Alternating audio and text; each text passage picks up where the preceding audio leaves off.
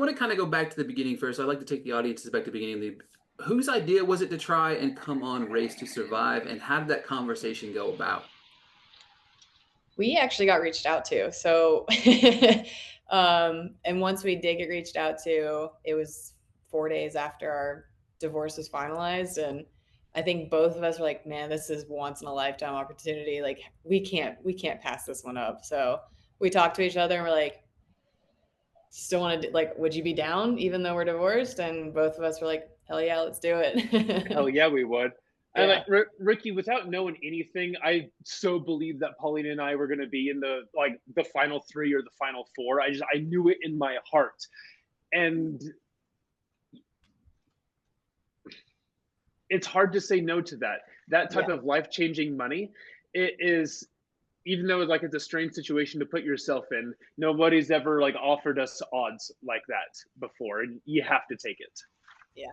What's the preparation process like leading up to finding out, all right, we're going to be on the show. What are you guys doing to kind of prepare? Obviously, you can't really prepare for what actually you went through, but what's the kind of preparation process like, and how did you guys kind of map out the pros and cons of what you guys brought to the table? I think we had an interesting dynamic. So for us, like a big part was, we were training separately. And then we were also we went to therapy as well post divorce, be like, hey, we're going to be on the show together. We should probably work some of the things that we've gone through. Um, we got together like to work on like putting a tarp together, learning how to like start fires and navigating. And then everything else was separate. So like for me, it was a lot of running with weight on, more running than I'd ever done before. So that was like my biggest form of training was running. And then I think Creighton's was Mhm. similar.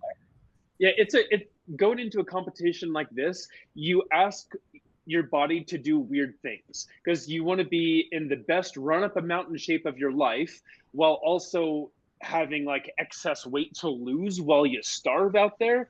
And so like your body's just kind of confused at what you want it to do. And then with Paulina and I, we have like our unique divorce situation that we're like all that emotion that we're trying to navigate. And so it just, and then you don't know where you're going until like a few days before you go there.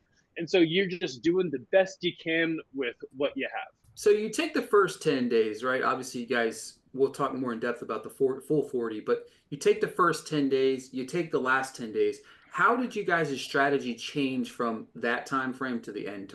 Man, the first Um, 10 days, like Paulina and I, we knew that we didn't need to get first or second or third. We just needed to finish. We didn't really care that much about getting a prize from the end crate, but like we saw the first three teams just being gladiators, fighting with each other viciously every single race. And man, out there for 40 days, it's a war of attrition. You gotta pace yourself, and those three teams were not pacing themselves, and honestly, it like starts to kind of show. yeah. Like I think a big goal of ours was both of us were super worried about injuries and that being the thing to take us out. So there was like a part of us like, okay, we're going to push as hard as we can to keep us in the race until the end and do what it takes to stay there. But we didn't want to push our bodies to a point where we couldn't keep going, where we would have to tap. Um, and then like, yeah, like what Creighton said with us, like with food, like our goal was to get as much food as we could. And then by the end, we were like, especially that last race, like we don't care about food. We're just here to get to the finish grade. Like we'll eat when we're done, type of thing. But yeah, those were like our main things. But eating and throughout the whole course and like taking care of our bodies was the most important, while also proving that we had what it takes to be in that final race.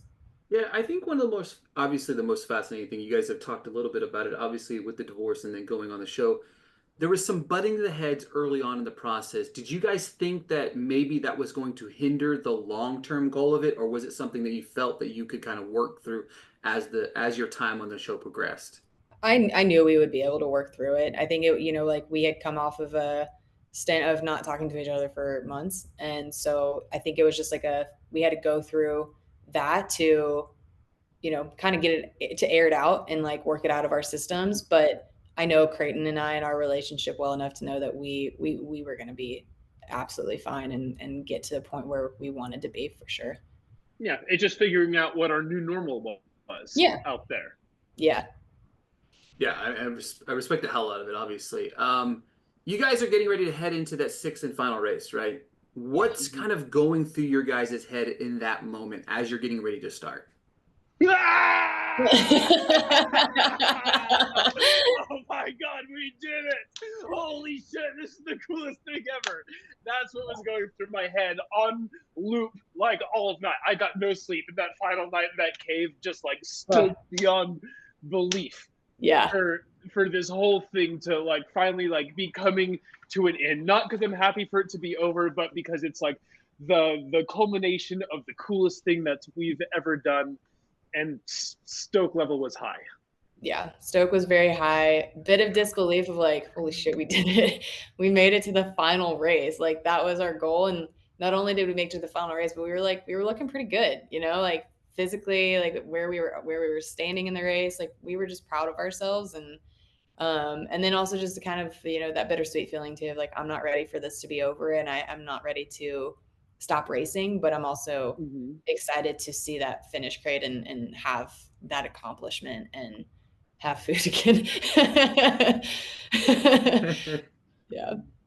For sure. Of course, although you guys finished second, Pauline, first to you, what was that feeling like climbing up that mountain, knowing that you had completed the race? It's one of the greatest feelings I've ever felt in the world. Like I have never felt more proud, and it was like a very deep emotional like sensation of like I am just so unbelievably proud of the two of us because we pushed through so much emotionally, mentally, physically. Like we were injured, we had like just like seeing how far he and I had come together, and as individuals, like we changed out there. Like we just became these strong, incredible human beings, like people who I always knew were deep within inside us. And so to have that, I was just like, it was very euphoric and just very emotional and just exciting. I was like, I was just so proud. Like, it's like one of those things, like, I can't even put it into words how absolutely incredible finishing and running up that mountain was. It was like exciting Mm-hmm. and sad, but incredible and just like everything. It was such a clear goal, and we met it. Like Yeah. it was just like such a well-defined victory Mm-hmm. or accomplishment. Looking back, Creighton, first to you, looking back on the journey throughout the entire time on the show, what's something you learned about yourself? I have had food insecurity my entire life. It has always been like a pretty prevalent thing in the back of my mind when we go backpacking or river rafting or anywhere where I'm not close to a grocery store. I bring twice as much food as what's needed. And so coming out into a show like this where I know hunger is going to be a real deal companion for 40 days, then I'm proud of my tenacity out there and my ability to get food. It was rooted in fear of going hungry, but I'm really proud of who I was when things got hard and my ability to provide when it mattered. Yeah. Yeah. You crushed it at that. Thank you. Paulina? I did crush it out there. I'm still stoked on it. Yeah. You got more food than anybody out there, like meat Yeah. wise, fishing, hunting, all. Except for maybe a sheep, but whatever. Yeah. Yeah. Fair. Paulina, same question to you. What's something you learned about yourself throughout your time on the show? Yeah.